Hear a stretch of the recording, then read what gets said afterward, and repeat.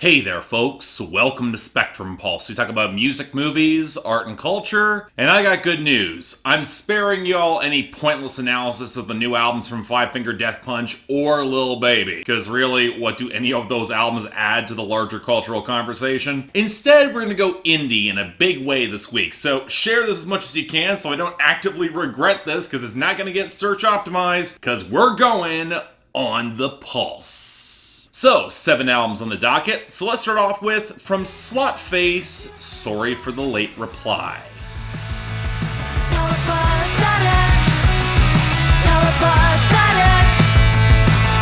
I'm a little late to this one, but here we're dealing with an album that immediately I was inclined to say falls towards the girl-fronted pop-punk acts we've seen sprout up in the past couple of years. Grimy, a little bratty, maybe with a smattering of modern pop touches, but generally pretty likable, especially after a debut album that actually worked but didn't really wow me. But thankfully this follow-up is a lot better while still working a similar formula, following in the noisy, compressed, but groove-rich slice of pop-punk that's got the feverish intensity of sounding overstretched, exhausted, and on the verge of breakdown for working too hard for too little. We've all been there. And it leads to some really striking lyrical moments, like the pro-immigrant sharpness on Passport and Success, or the struggle to cling to any sort of moment of optimism and control before they crumble, like the aspirational routine on Telepathetic, or the resolutions that we never keep on New Year, New Me, or fighting an addiction to smoking amidst a love life that's spiraling out of control on Tap the Pack. Coupled with a mini arc of a death and the expected awkward funeral midway through the album, it gives the project a lot of character, but there still are a couple gripes. For one, for as hard as this album works the gooey guitar compression, it can be pretty hit and miss in terms of tune, and for another, the production as a whole could probably afford a little bit more dynamics and subtlety beyond the hard lo-fi pivots, just showcase the emotive subtlety a little more clearly. Still though,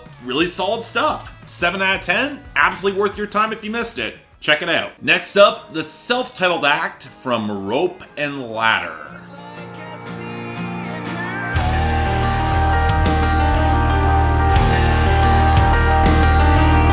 Alright, this is something a little bit different. A progressive metal concept album slash musical with characters and a full narrative, masterminded by singer-songwriter Jay Clark. And it's pretty damn ambitious and absolutely feels like a labor of love. And the story being told seems pretty interesting, if a little bit abstract and tricky to follow given a lack of interplay between some of the singers. A class struggle painted around the tragic betrayal of monarchs and God for love. And I will say the album does suffer the common issue to a lot of narrative projects in that the lyrical flow is kind of clunky as all hell, and the poetry can default to a lot of broad platitudes, and the ending's absolutely a downer. But my larger problems come with the arrangements and the production, and I hate to say it, but I will. This is an album that wants to tell a big epic tale, but it's lacking the budget, the players, and the competent layering to really drive it home. Now this primarily comes in the muddy drum layering on the heavier passages, some really clumsy synth blending, and especially in the vocal production, where instead of riding some of the heavier instrumentals, our frontman doing his best Matt Bellamy impression seems to slide within them, which leads to some really wonky volume mixing. And this also leads to instrumentals that are not economical with their time. Instrumental passages will start getting repetitive very fast, and as a whole the album starts to blur together in all its dour ruggedness. Yeah, there are a few decent progressive solos on both the guitar and the piano, and songs like Moonlight Sunrise get close to making the scope work, but not nearly enough hooks, a story that seems to try to do too much and still feels thin, and some really unimpressive production. Again, it is very clearly a labor of love, I'm just not really a fan. That happens. 5 out of 10, only if you're curious. Next up, from Rebecca Connelly, California. Kiss me like I'm yours instead.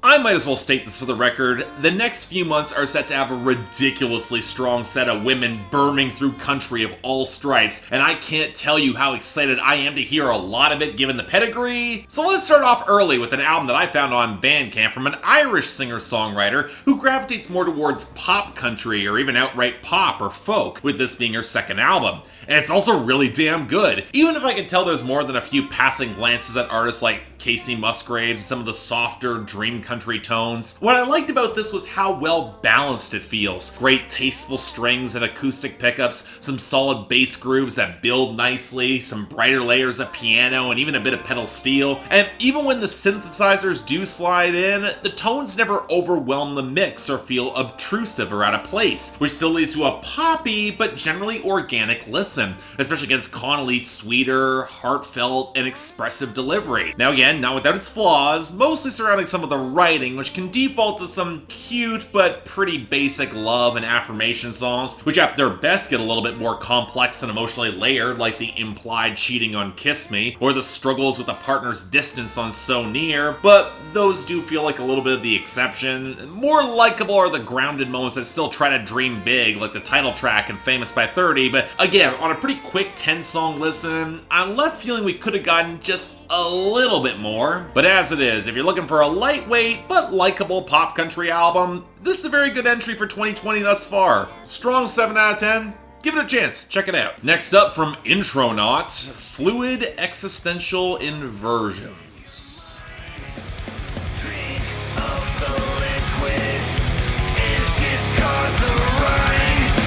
Looks like we're gonna make it 3 weeks in a row with the I'm not saying I dislike the subgenre, but I don't normally seek it out, this time with sludge metal, and Intronaut's more progressive brand of it. Again, nothing against the brooding, bass-heavy vibe, especially as Intronaut have proven they can tap into more liquid textures and deliver some ferocious Mastodon-esque moments as well, but more than a few times, Intronaut can also wind up tangled in embracing progressive complexity and extended solos over any sort of tighter song structure, and it wasn't until fairly recently did the band shrug off some of the comparisons to a more languid, sprawling, less accessible Baroness. And on this new project, well, I've even seen some fans cool on it, and I sadly have to go join them. Because while I think I understand Intronaut's direction, this doesn't really come together. The easy culprit to blame is the production, but I actually don't mind the embrace of more murky, slightly muddy psychedelic textures to ramp up the melodic atmosphere. What I do mind is frequently breaking it apart with gent-adjacent lead work, some questionable drum pickups, especially that slappy kick drum, and a bass line that's got more gurgling tone than actual foundation in the mix. It's not as sinuous or coursing, it's more staccato and jerky in a borderline post-hardcore way, and it doesn't really flatter some of the psychedelic elements at all. And frankly, neither do the lyrics. Intronaut's material tends to be pretty underwritten, and this album's token back-and-forth relationship with nihilism to end on a really downbeat note. It is an intentional sour moment,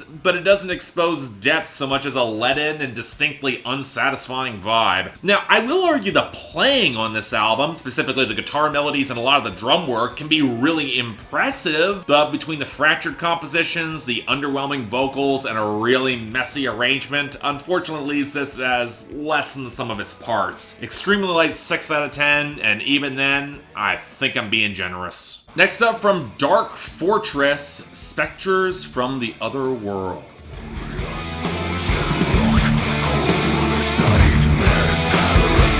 So honest question, Dark Fortress has been around since the 90s, and I took the opportunity to scour their discography and listen to their best.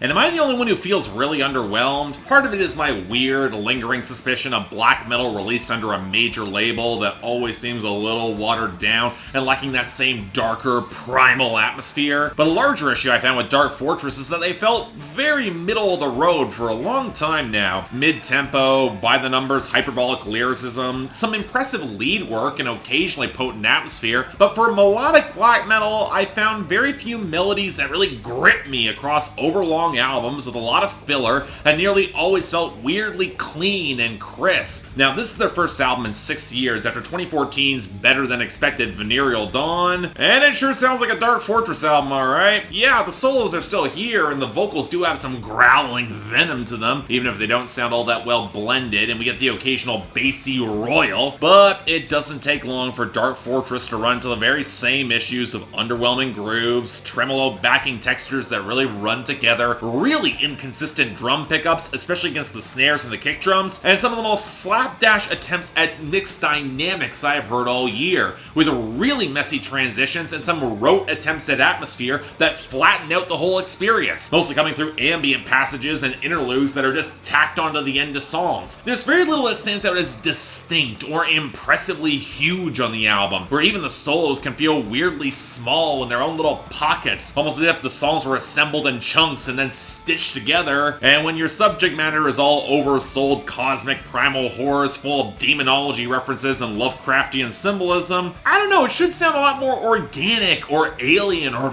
monstrous than this, especially if you're not going to even try to have a human vantage point beyond the expected societal rot, anti-religion screed, and desire for death. I mean, Tomb Mold actually nailed this atmosphere really effectively last year on Planetary Clairvoyance, and while there are snippets of that similar atmosphere on Issa and Spider in the Web, and Pulling at Threads and In Deepest Time, they just shred really well. I don't know, the cleaner production, the utterly unconvincing clean vocals, and the weirdly overwritten poetry, it gives this project an awkward kitschiness that's not really dynamic or epic enough to really grab me. I mean, it's 6 out of 10, mostly for the fans at this point, but it's a Dark Fortress album. You get what you're paying for. Next up from Boldy James, The Price of Tea in China. You don't know his daddy thug.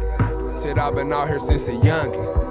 Running up a check, thumbing, stuffing hundreds in that drum. I probably should have gotten to this a few weeks back, especially as it seems like certain parts of hip-hop have had a bit of a slower year. But to be fair, going back to Boldy James's debut album, My First Chemistry Set in 2013, I wasn't exactly wowed by it. Yes, solid and varied production from The Alchemist, and Boldy James is a really solid descriptive writer, but he's got a problem I've noticed with Rock Marciano, or occasionally with Griselda, where graphically descriptive writing, it's trying to make up for slightly flatter delivery, and not a lot of subtext outside of the gangsta drug running. It's flashy, but I often want to go deeper. Now, to his credit, Boldy James teaming up with The Alchemist again on this makes for a leaner album, and his new association with Griselda, it makes all the sense in the world. And I do argue this project is better in its vividly detailed pictures of gangland violence across a decaying Detroit, especially with a more robust collection of soul samples and Boldy James's eye for scenes that are less fatalistic than just brutally realistic, and pulling on Benny the Butcher, Vince Staples, Freddie Gibbs, and even evidence for really solid verses that only reinforces that texture. Hell, the interplay with Benny the Butcher is really solid. But what gets frustrating is that while this album hits that one note really well, and it feels like an improvement, if you're looking for added subtext or greater variance in the storytelling, actually take that next step to contextualize or challenge those fleshed out archetypes, which for the record is the big reason I love Freddie Gibbs' album Pinata so much, because if you were paying attention, it actually did that. Well, The Price of Tea in China hits its one note and then pretty much stays there. There are a few other issues as well. I don't mind his monotone if he didn't keep occasionally slipping off the beat in weird spots. And without more striking hooks, this is an album that can absolutely run together. But otherwise, if you're looking for your sort of grimy gangster shit,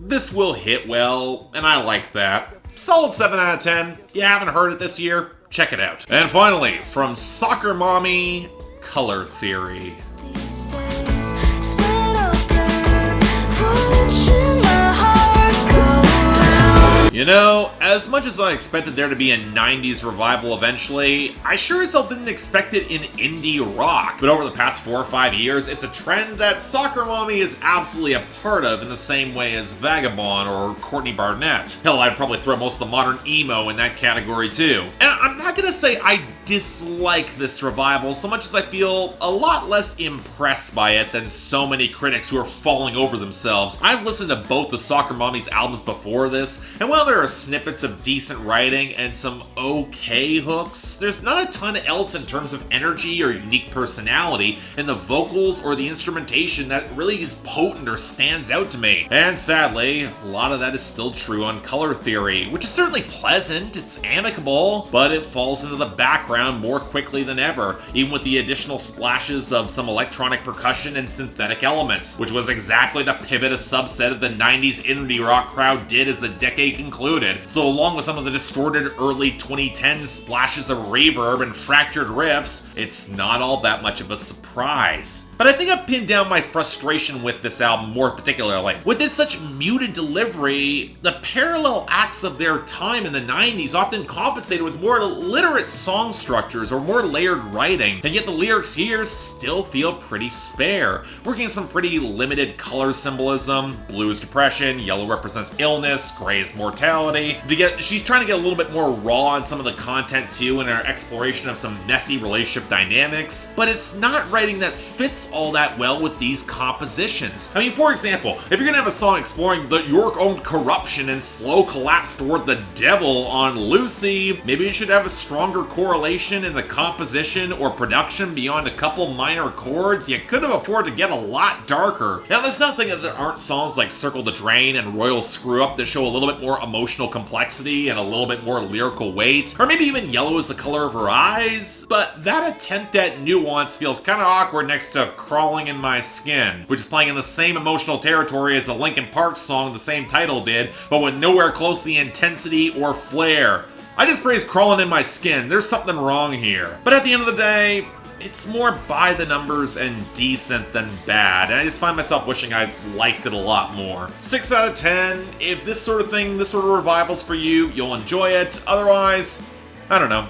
Take it or leave it. But yeah, thanks a lot for watching. I'd like to like and subscribe. I'd be more than grateful. Please share this episode. I like some of the indie episodes that don't have a big name attached to them to do a little bit better. So if you guys get on board with that, I would really appreciate it. Beyond that, if you want to add albums to my schedule, link to my Patreon is right over there, where once a week you guys actually get in and throw some albums on my schedule so we can actually get some stuff that's got a little bit more staying power, or maybe even off the beaten path a little bit more.